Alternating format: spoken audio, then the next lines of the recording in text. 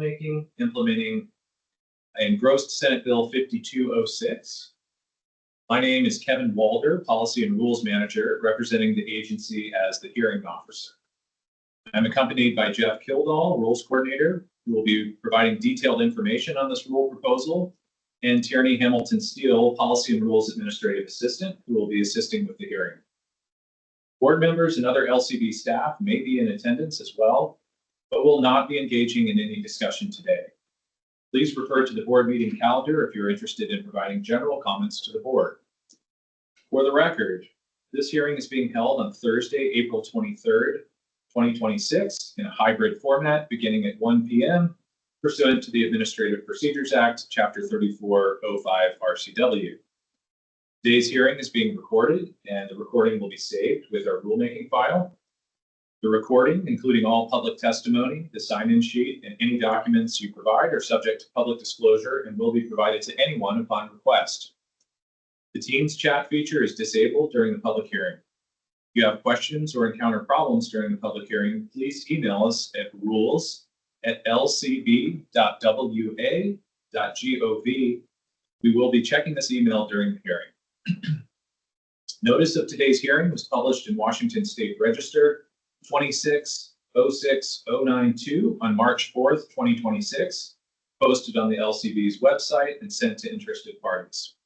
Per the notification, all written comments must be received by the end of the day today to be considered for this rulemaking. Please email written comments to rules@lcb.wa.gov. Thank you to all who registered online to provide oral testimony. If you are here in person to provide testimony, please make sure you have filled out the sign-in sheet. It does not apply because there is no one here today, so I'm going to move on. This hearing is being held to consider testimony presented on proposed amendments to Washington Administrative Code necessary to implement recent legislation. If ultimately adopted, the cannabis advertising rule would amend WAC 314-55-155 to align with statutory changes under engrossed Senate Bill 5206 and would also include additional amendments to WAC 314-55-155 regarding incidental promotional items pursuant to WSR 22-18057, which was filed August 31st, 2022, to evaluate and consider changes to cannabis advertising rules. Any comments received today, as well as written comments received, will be considered prior to requesting board approval to adopt the rule proposal. The tentative adoption date for these rules, provided that no further changes are deemed necessary in response to public comments, is May 6th, 2026. And the tentative effective date is June 6, 2026. Jeff Kildall will now provide additional details of this rule proposal before we begin with public testimony. Good afternoon. My name is Jeff Kildall, and I am the Rules Coordinator for this rulemaking project. These proposed rule amendments here today are drafted to implement engrossed Senate Bill 5206, which expands outdoor advertising options for retail cannabis stores. The proposed amendments to the existing rules in WAC 314-55-155 make several changes to the existing advertising rules. These changes include increasing from 2 to 4 the number of exterior advertising signs allowed on the exterior entrance side of the cannabis retailer's licensed building, limiting the size of these advertising signs to less than 1,600 square inches, and requiring them to be attached to the side of the licensed premises with the main entrance or displayed in the window on the side of the main entrance. Also, exempting signs less than 512 square inches from being considered as advertising signs if they do not include brand names, trade names, or images of cannabis products and indicate general information such as the hours of operation. These rules also allow licensed retail cannabis businesses to use up to 2 trade name signs. Trade name signs must comply with local authority related to the size of signs for the city, town, or county where the licensed cannabis retailer is located. And one of these signs may be a double-sided sign. Rules Amendments also restrict cannabis signage, advertising, and billboard content from portraying alcohol, nicotine, or tobacco use, or any associations with motor vehicles. These rule amendments restrict cannabis advertising from any business licensed by the LCB under Chapters 70, 345, 8224, and 8226 RCW.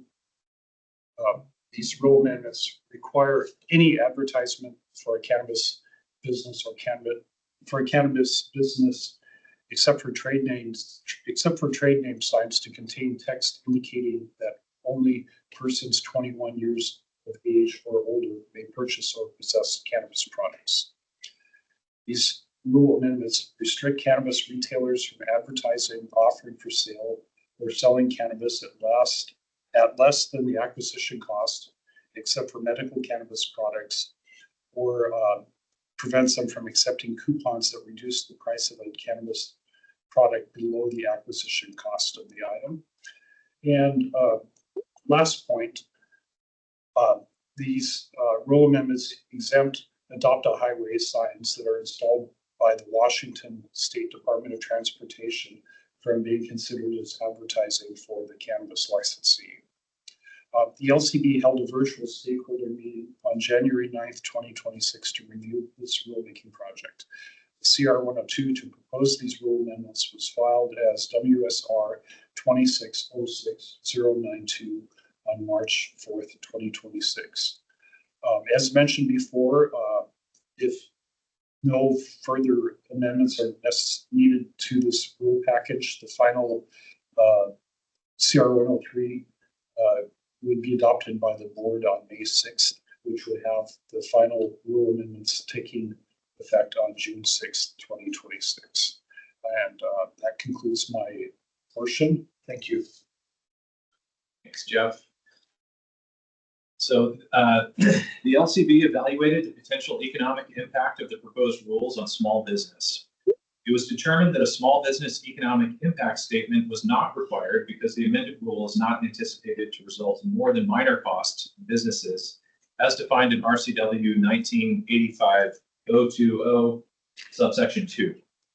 Additionally, cost-benefit analysis requirements under RCW 35-05-328 do not apply to rules proposed by the LCB.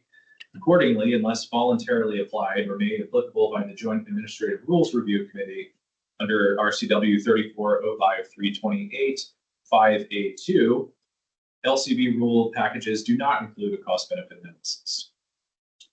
We will take testimony beginning with those who have signed in to testify in person today, and then we will move on to those who have registered to testify virtually in the order received. Each speaker will have up to 5 minutes. When called, please identify yourself and identify any applicable affiliations for the record. Please limit your comments to the topic of today's rulemaking. Note, today's hearing is not the appropriate forum for general comments unrelated to the specific rulemaking proposals under consideration. Deliberate refusal to stay on topic will result in dismissal of your testimony, and you may be asked to leave.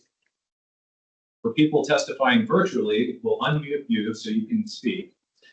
We'll look for names of people who registered to provide comments today, and it may take a moment or so to find you on Teams. Because of the nature of the public hearing, LCB staff will not be able to answer any questions during the hearing itself. If you'd like to provide additional comments or have questions about this or other rulemaking projects, please email the rules team at rules@lcb.wa.gov. At this time, we will now take testimony on the cannabis advertising rules implementing engrossed Senate Bill 5206. It's my understanding that nobody pre-registered. However, there are several people in attendance today. If anyone would like to testify, please use the raise your hand function on Teams, and we will unmute you so that you can provide testimony.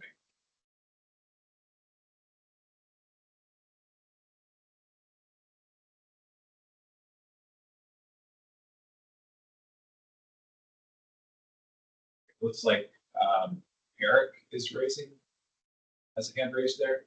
Yep, Eric, you should be able to unmute yourself. Great, thank you.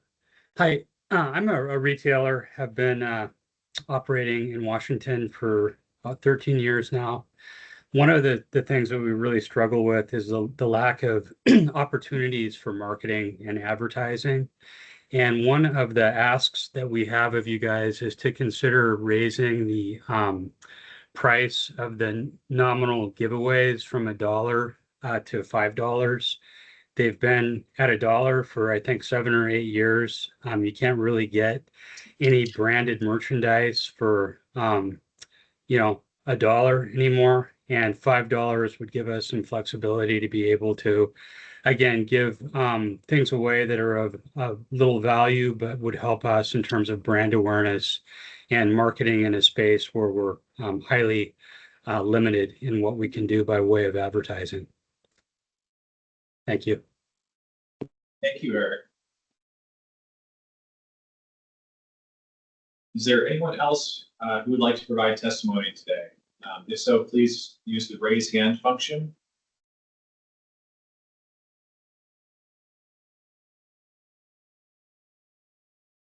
Give it just a few more moments here.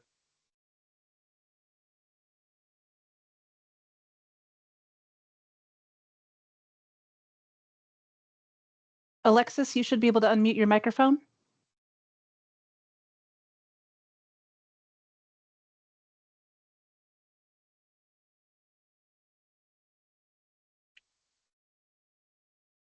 Hold on, let me try something else for you. All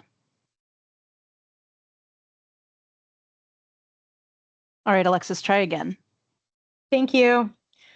Yeah, my comment's pretty minimal. It is unclear to me. It appears as though the intent is to permit trade name signs to use imagery as well as just text. But I believe the rules are not clear on that point, especially because of the definition of trade name referring back to the description with the description on the Department of Revenue's business license. And so I would suggest that a slight modification be made to subsection C of section 1 that specifically says trade name signs may only reflect the trade name of the licensed business. I would suggest say whether via text or imagery, and may not contain cannabis products or product brand names. Thank you, Alexis. Thank you.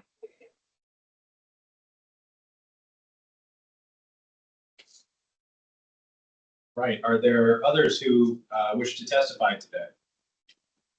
We have Eric again, and Eric, you should be able to unmute. Great, thank you. I forgot to mention that I'm on the board of the Washington Cannabis Licensees Association, and one of our members pointed out a little bit of a frustration point that hopefully can be addressed with your new rule, and it's with regard to the 1,600 square inch signage that previously was limited to trade name, but you're now allowing other signage. And the issue is some enforcement officers have been including the board that the sign is on, or the frame that goes around the signage in that 1,600 square inches, and other enforcement officers have just been limiting that square inch parameter to the letters that are within the sign. So the actual advertising language is what they're measuring, and it would be great to have some clarity around that. I think it makes a good degree of sense to just limit the actual messaging in terms of the size limit, as opposed to the board that it happens to be sitting on, or the wood frame that happens to be going around it. And I think we've provided some suggested language that would fix that, and would certainly appreciate you taking a look at it. Thank you.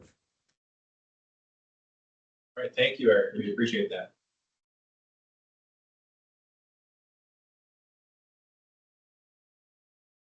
Anyone else?